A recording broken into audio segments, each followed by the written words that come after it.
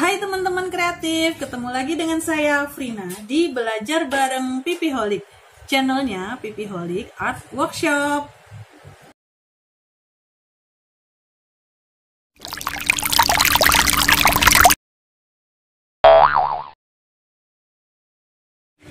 Buat teman-teman yang sebelumnya sudah melihat video saya yang sebelum ini yang membuat gelang atau benggel yang seperti ini, tentu tahu bagaimana saya ternyata salah mengukur kawat. Jadi bukan panjang kawatnya aja sih yang salah, tapi salah memperkirakan apakah jadinya gelang ini akan pas atau kurang saat digunakan.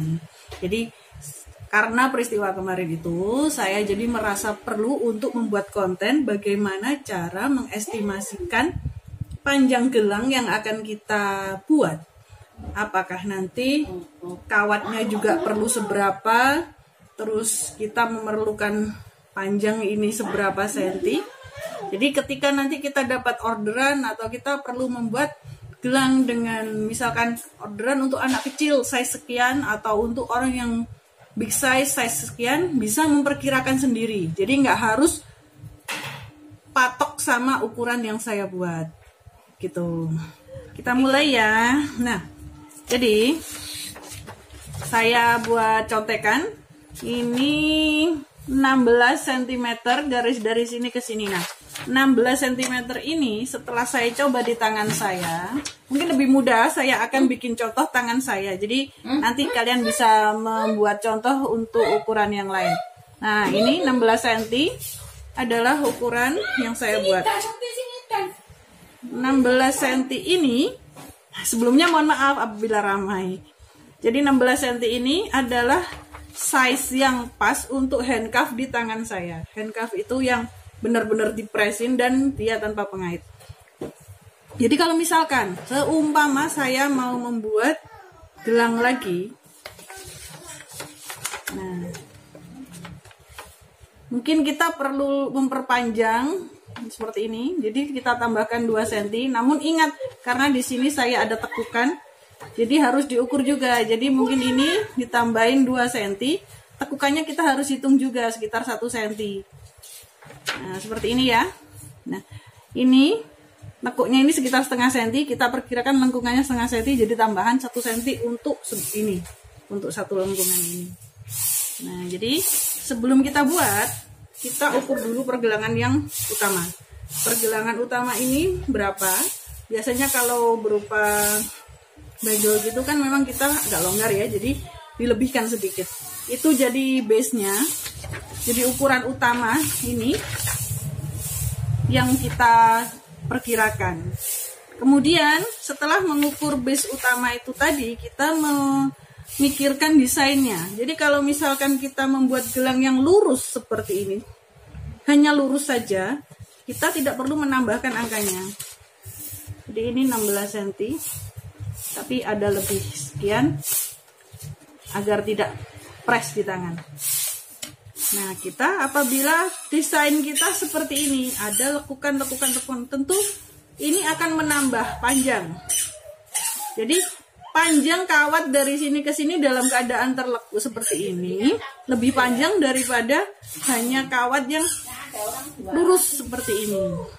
Nah, sama juga seperti ini, karena dia ada tekukan-tekukan seperti ini, tentu dia membutuhkan kawat yang lebih panjang. Meskipun tidak banyak ya, paling selisihnya sekitar 2 sentian atau 2,5 cm untuk total ya. Nah, apabila seperti ini juga, ini yang kemarin saya jadikan konektor, karena ini base-nya hanya lurus, jadi kita menggunakan rumusnya sama seperti ini, satu kawat lurus. Dan tentu beda lagi apabila seperti ini. Nah, dari sini, ini kawat yang dari sini saya tekukkan balik lagi ke sini, yang dari sini saya balikkan lagi ke sini.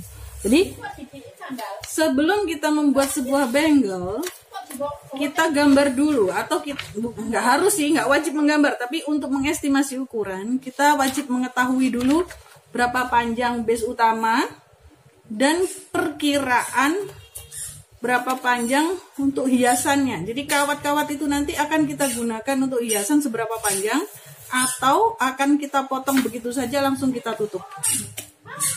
Jadi misalkan seperti ini ya.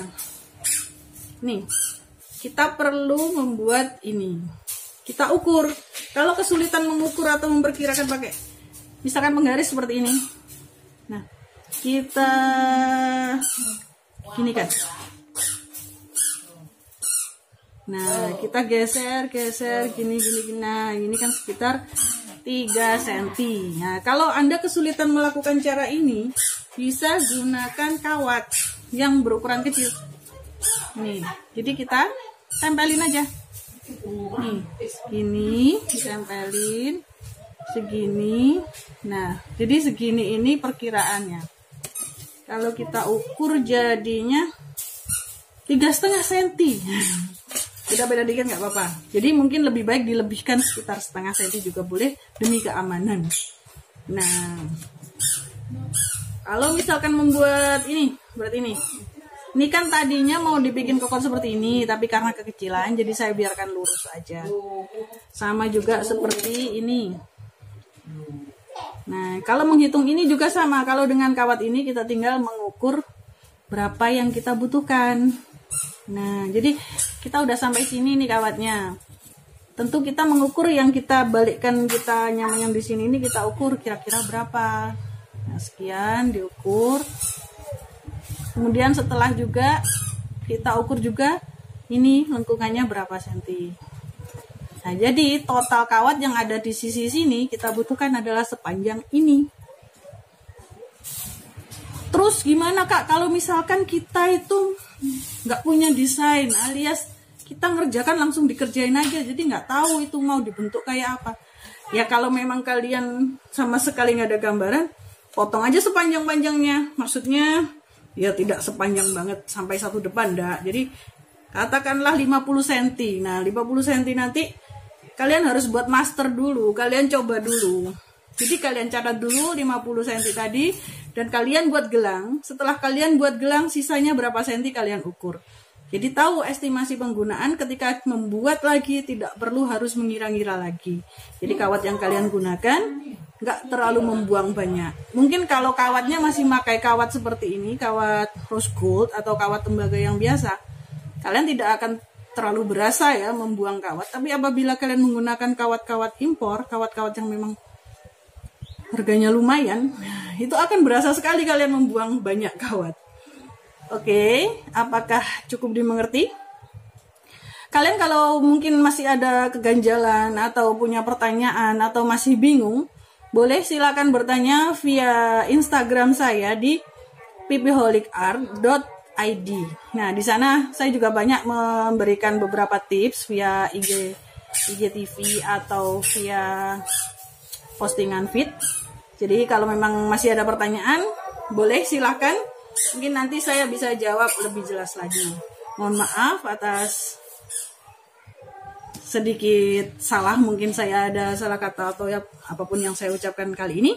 Kita ketemu di belajar bareng PP Holic selanjutnya. Dadah. Oh iya, jangan lupa ya untuk like, komen di bawah, dan subscribe plus bunyikan loncengnya. Jadi saya akan semakin semangat untuk memberikan tips-tips lagi dan tutorial-tutorial lagi untuk kedepannya. Dadah.